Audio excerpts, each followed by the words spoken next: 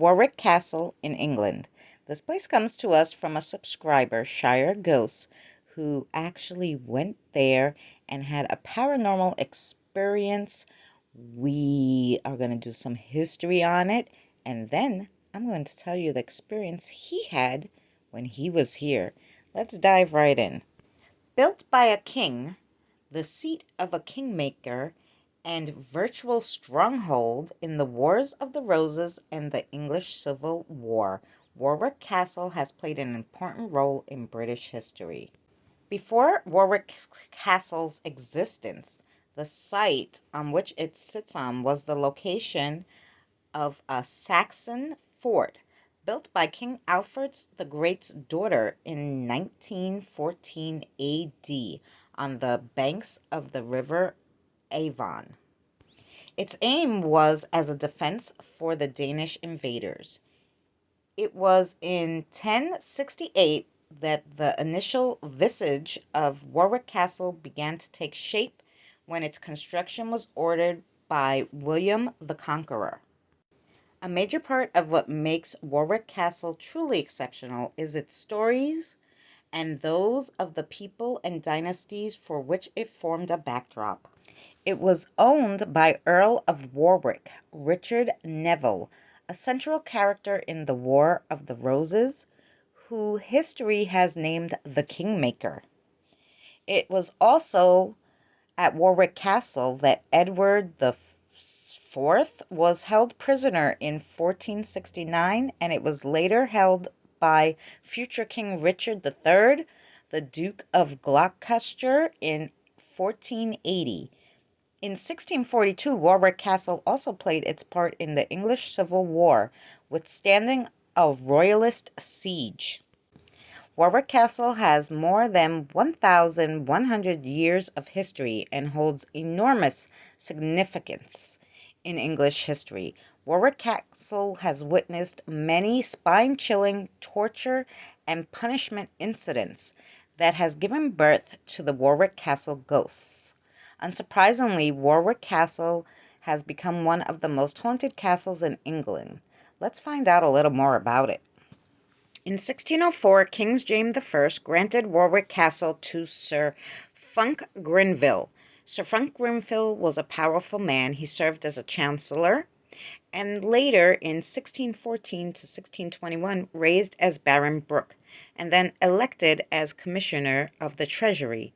Sir Grenville never had a family of his own, so he decided to give his servant, Ralph Hayward, part of his legacy. Hayward considered the part to be worthless. Thus, he stabbed his master with a knife in fury. Even today, people claim to see dark shadows of a man coming from Sir Grenville's portrait. It is believed that the ghost of Sir Grenville haunts Watergate Tower, which was his study room once upon a time and now become the ghost tower of Warwick Castle. Molly Bloxham was a milkmaid at Warwick Castle. She was caught stealing and got publicly punished. She was tied in the castle courtyard as a punishment, where villagers hit her by throwing things at her. With the humiliation and anger, she broke free and ran to the top of Buchant Tower. There she locked herself inside a room, and after a while, when castle guards broke open the room, they couldn't see Molly Bloxham, and to their surprise, a black dog was standing in front of them.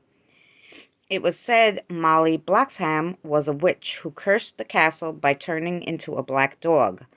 The guards tried to catch the dog, but it ran and fell to its death into the river. Even after the dog died, people witnessed the ghostly figures. It is said the castle dungeon is haunted by a spirit of a jailer. He enjoyed brutalizing the prisoners that he used to watch over. He used to scratch and violently hurt the prisoners. The evil ghoul has since been hiding behind the metal grate and yells at the approaching visitors. Some other ghosts are the Grey Lady, which people claim to see roaming in the halls of the castle, and even a legendary hero named Guy of Warwick, whose massive footsteps could be heard walking from one tower to another. Henry II and his army duped Roger de Monte's wife, the second Earl of Warwick, by telling her that her husband died. Believing them, she surrendered the castle to Henry II. It was said Roger de Monte was alive and later died in shock with the news. Now we get to the Kingmaker. The 16th Earl of Warwick, Richard Neville, was called the Kingmaker because of his misdoings for the eliminating of the present king. In the year 1469, Neville imprisoned Edward IV in the castle. Soon after that, he tried to take over the country, but he had to release King Edward due to the protests and political pressure. Shortly after, in 1471, King Edward defeated Neville in a battle. Edward reclaimed his throne, and Neville got killed in the battle. Warwick Castle holds a horrid history that can take you to incredibly spooky experiences. If you wish to have a ghoulish gateway and you happen to be in England, you should definitely visit the dungeon. There were a lot of scenarios where people were attacked by Warwick Castle ghosts in the dungeon, and needless to say, the ghost stories are not for the faint of heart. Anne Grenville, the fourth Countess of Warwick, wrote these two documents that someone came across, sealed with wax in an envelope, inscribed with something related to the decoration of her London residence. It's kind of unclear when these incidents occurred that she talks about, but probably during the late 19th century. Both transcripts are centered around ghosts, and this is how one of them begins. Leave all the future research. The power at work, not that of mortals in the castle of here. The spirit of my called Edward Jameson is one of those who now haunt the place. Now, the second transcript is like a conversation with a ghost through a medium. So that's really interesting, guys. You can find out information on these transcripts. But even people who lived in the castle way back then knew that it was haunted. So now we get to our subscriber Shire ghost experience while he was there. He was in the gift shop of Warwick Castle, and a little girl picked something up, and it was literally thrown from her hands. Her parents thought she was having a tantrum and threw it, but there was many eyewitness accounts that something knocked that right straight from her hand. Maybe we'll just do a little spirit box and see if any of the spirits from there would like to speak with us, or if any of our spirits here know anything about this place. Hello, hello, spirits. Can you tell me anything? Can you tell me?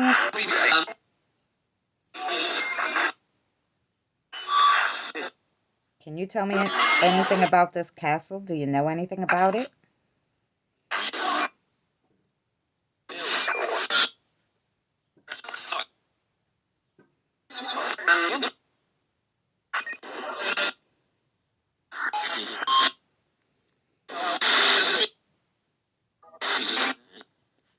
Do you know how many spirits are there?